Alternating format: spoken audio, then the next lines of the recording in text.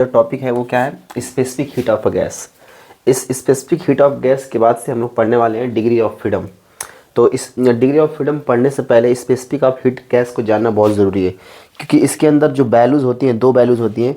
एक आपकी होती है specific heat at a constant volume, और एक होता है specific heat at a constant pressure, जिसको हम डिनोट करते हैं specific heat at a constant volume जो होता है उसको हम लोग डिनोट करते हैं CV से, और इसको डिनोट करते हैं हम लोग CP से।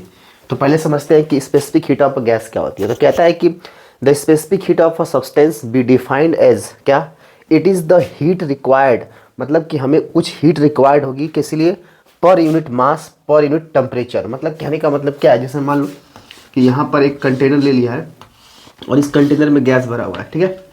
तो अब इस चीज़ का हमें क्या चाहिए, हमें हीट रिक्वायर्ड चाहिए। क्या चाहिए, हीट हमें रिक्वायर्ड चाहिए किस लिए, पर यूनिट मास, मतलब हर एक यूनिट का इसका कुछ ना कुछ मास होगा, ठीक है। और करना क्या उसको, पर यूनिट मास पर यूनिट टेम्परेचर, मतलब इस पर यूनिट मास में, मतलब उसके पर यूनिट मास के अंदर क्या करता जाए, उसके टेम्परेचर के अंदर वो चेंज करता जाए। तो यहाँ पर हमने गैस लिया है, तो गैस का जो टेम्परेचर है पर यूनिट मास क्या होता जाए, चेंज होता जाए, वो कहलाता है हमारा क्या, specific heat of a gas. कहीं कहीं ऐसा भी लिखा था है कि specific heat of a gas क्या होता है, it is the heat required to increase the 1 degree Celsius temperature per unit mass, कह सकते हो पर यूनिट टाइम, मतलब सॉरी पर यूनिट टेम्परेचर। मतलब कहने का मतलब क्या हुआ कि स्पेसिफिक हीट ऑफ गैस क्या हुआ कि जब हम क्या करते हैं किसी भी सब्सटेंस का या किसी भी गैस का हम 1 डिग्री सेल्सियस उसका टेम्परेचर क्या करते चलते हैं, पर यूनिट मास बढ़ाते चलते हैं, उसे कहते हैं स्पेसिफिक हीट ऑफ क्या, गैस। तो वही चीज़ लिखा हुआ है इस स्टेटमेंट के आधार पे कि the specific heat of a substance be defined as it is the heat required, हमें इतनी हीट रिक्वायर्ड चाहिए कि वो क्या कर दे, पर यूनिट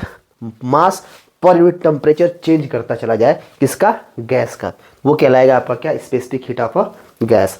अब देखिए जो specific heat of a gas होता है, ये जो है ना ग्रेजुएट लेवल की बात कर रहे हैं, वैसे 11th-12th लेवल में भी थोड़ा बहुत ये चल जाएगा, थोड़ा बच्चा अगर 11th-12th तक वो भी समझ सकता है।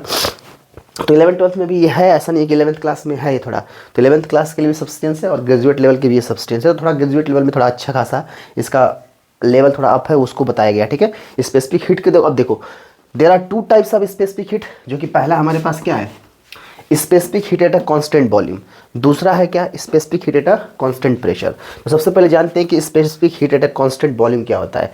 तो देखो specific heat at a constant volume मतलब C लिखेंगे ऐसे V, तो ये कांस्टेंट हो गया, ये वॉल्यूम होगा, तो इसको बोलते हैं specific heat at a constant volume. इसमें बोलता है कि it is the amount of heat needed to raise the temperature of 1 gram gas through 1 degree Celsius at a constant volume, it is denoted by CV। अब देखो वही था, जो specific heat था वो भी क्या करता है, उसे हीट रिक्वायर्ड चाहिए थी पर यूनिट क्या, मास पर यूनिट टाइम, उसके गैस के टेम्परेचर को बढ़ाने के लिए। तो यहाँ पर भी वही है, किसी भी गैस का जो बोला है कि it is the amount of heat needed, हमें उतने अमाउंट ऑफ हीट नीडेड है कि जो क्या कर दे, उसके टेम्परेचर को 1 ग्राम मास का 1 ग्राम क्या बोला, it is the amount of heat needed to raise the temperature of 1 gram gas through 1 degree Celsius. मतलब वो क्या करे कि उसके जो टेम्परेचर है 1 ग्राम गैस का, उसको 1 डिग्री सेल्सियस बढ़ाता चला जाए। लेकिन एक कंडीशन है, उस कंडीशन क्या है कि एट अ कांस्टेंट वॉल्यूम, मतलब वॉल्यूम क्या होता जाए, मतलब अगर एक बॉक्स ले लें हम लोग और इस बॉक्स का टेम्परेचर 1 डिग्री सेल्सियस तो बढ़ जाए, लेकिन जो इसका वॉल्यूम है ना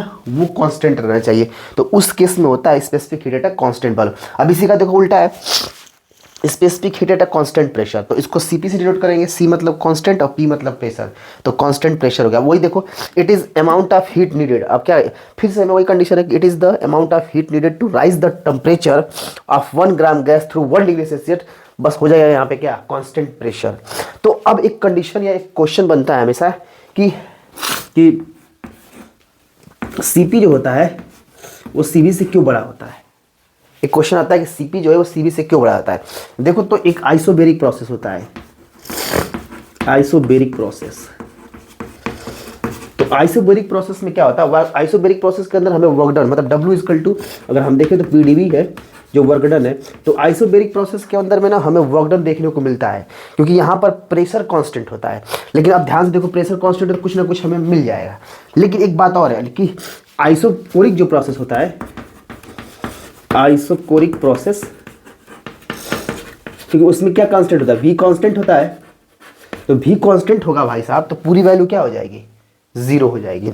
तो मतलब अब यहाँ पे देखो वर्क डन मिल जाएगा क्योंकि पी तो कांस्टेंट हो गया, इसका इंटीग्रेट होगा, लेकिन अगर डी भी कांस्टेंट हो जाए तो पूरी वैल्यू क्या हो जाएगी, 0 हो जाएगी। मतलब यहाँ पर वर्क डन हमें देखने को नहीं मिलने वाला है। मतलब अगर कांस्टेंट वॉल्यूम हो जाएगा तो आइसोकोरिक प्रोसेस होगा, और आइसोकोरिक प्रोसेस के अंदर वर्क डन हमें नहीं मिलता है। लेकिन आइसोबेरिक के अंदर क्या है, प्रेशर कांस्टेंट है, तो तो कहाँ गया आपका, तो आइसोबेरिक प्रेशर कांस्टेंट है, तो जिसकी वजह से आप कह सकते हो कि इसमें वर्क डन आपको मिलेगा। इसीलिए जो सीपी होता है वो सीबी से क्या होता है, बड़ा होता है। ठीक है, और उसके बाद एक सीपी और सीबी में एक रिलेशन करके आता है, मेयर्स लॉ होता है, जो CP minus CB equal to क्या आता है, आर होता है।